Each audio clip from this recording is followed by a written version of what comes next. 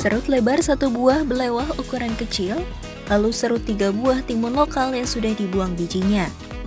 Keruk 3 buah biji markisa, masukkan 200 ml sirup markisa dan 700 ml air, lalu aduk rata. Bila akan disantap, tambahkan 500 gram es batu, namun bila belum, masukkan ke dalam lemari es.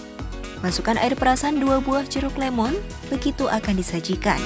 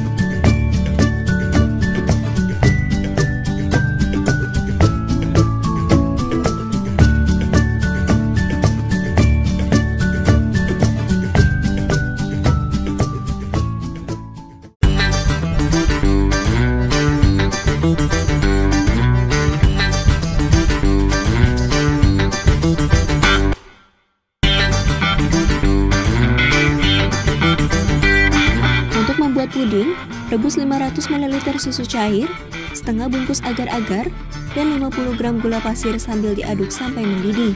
Tambahkan seperempat sendok teh esens almond, lalu angkat.